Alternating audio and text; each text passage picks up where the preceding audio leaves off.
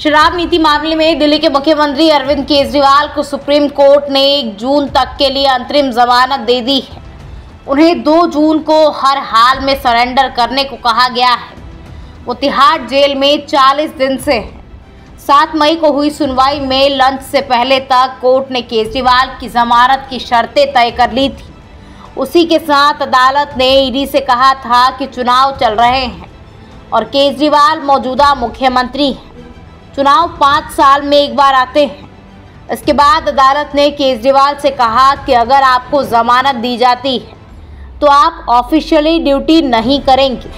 इसी के साथ उन्होंने कहा कि अगर चुनाव नहीं होते तो अंतरिम जमानत का सवाल ही नहीं उठता था। हालांकि 7 मई को बेंच बिना फैसला सुनाए ही उठ गई थी। बेंच की अगुवाई कर रहे जस्टिस संजीव खन्ना ने 8 मई को कहा कि हम 10 मई को जमानत पर फैसला सुनाएंगे। इसके बाद 9 मई को ईडी ने केजरीवाल की जमानत का विरोध करते हुए सुप्रीम कोर्ट में हलफनामा दाखिल किया। इसमें ईडी ने सुप्रीम कोर्ट के चुनाव वाले तर्क पर कहा कि केजरीवाल चुनाव नहीं लड़ रहे हैं। साथ ही आपको बता दें कि इससे पहले किसी नेता को प्रचार के लिए न्यायिक हिरासत से जमानत नहीं मिली है। आपको बता दें, प्रचार करना मौलिक अधिकार नहीं है। केजरीवाल की लीगल टीम ने ईडी के हल्फनामे पर आपत्ति जताते हुए सुप्रीम कोर्ट की रजिस्ट्री में एक शिकायत दर्ज कराई है। इस हलफनामे को कानून की अवमानना बताया गया है, खासकर ये देखते हुए कि इस मामले पर सुप्रीम कोर्ट में अंतिम फैसला होना है और हलफनामा सुप्रीम कोर्ट की मंजूरी लिए बिना पेश किया गया है। चलिए अब आपको बता देते हैं कि आखिर ये पूरा मामला क्या था। ईडी ने शराब नीति केस में केजरीवाल को 21 मार्च को अरेस्ट किया था। ईडी ने 22 मार्च को उन्हें राइज एवेन्यू कोर्ट में पेश किया। कोर्ट ने दिल्ली सीएम को 28 मार्च तक रिमांड पर भेज दिया, जो बाद में 1 अप्रैल तक बढ़ाई गई। उसके बाद कोर्ट ने 1 अप्रैल को उन्हें 15 अप्रैल तक न्यायिक हिरासत में तिहाड़ जेल भेज दिया। तब से अब तक वो जेल में बंद थे और अब उन्हें 1 जून तक अंतरिम जमानत दे दी गई है। वहीं आप नेता सौरभ भारद्वाज ने कहा कि 40 दिन में अंतरिम जमानत मिलना किसी चमत्कार से भी ज़्यादा है। एससी के माध्यम से ये ईश्वर का संकेत है कि भारत में जो कुछ भी हो रहा है उसमें बदलाव की ज़रूरत है। अरविंद केजरीवाल पर भगवान बजरंग बली का आशीर्वाद है और आज इसीलिए वो जेल से बाहर आ गए हैं। मुझे लगता है ये कोई सामान्य बात नहीं है, वो एक बड़े उद्देश्य के लिए जेल से बाहर आ गए हैं।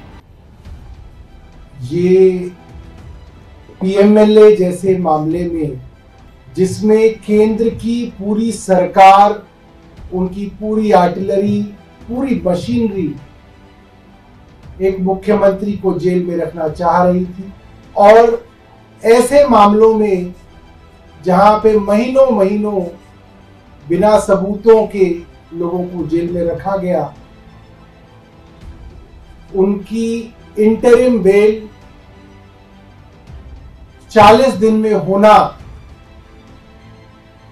मुझे लगता है कि कोई चमत्कार से बड़ा ही कुछ है। और ये सुप्रीम कोर्ट के माध्यम से, मेरा मानना है, ऊपर वाले का एक इशारा है, ऊपर ईश्वर का इशारा है कि जो भारत में चल रहा है उसमें बदलाव आना जरूरी है। और मेरा मन कहता है कि ये अपने भक्त अरविंद केजरीवाल जी के लिए बजरंग बली हनुमान जी का आशीर्वाद है कि एक चमत्कार की तरह आज वो जेल से बाहर आएंगे। और मुझे लगता है कि इसका बड़ा मकसद है, ये कोई साधारण बात नहीं है, ये बहुत असाधारण बात है जो हो रही है। और एक बड़े मकसद के लिए अरविंद केजरीवाल जी जेल से बाहर आ रहे हैं और आपको कुछ दिनों के अंदर दिखेगा कि देश के अंदर अब बड़े बदलाव इनकी रिहाई के साथ दिखने लगेंगे। बहुत बहुत धन्यवाद। आज पूरा देश जिस बात का इंतजार कर रहा था, लोकसभा चुनाव जो लोकतंत्र का महापर्व होता है, इस लोकसभा चुनाव के दौरान जिस तरह से 3 बार के प्रचंड बहुमत से चुने हुए मुख्यमंत्री को लोकसभा चुनाव में प्रचार से केंद्र की भारतीय जनता पार्टी की मोदी सरकार ने वंचित किया था। आज सर्वोच्च न्यायालय ने इस देश से मोहब्बत करने वाले, संविधान से मोहब्बत करने वाले, लोकतंत्र से मोहब्बत करने वाले के दिलों में एक उम्मीद की किरण जगाई है।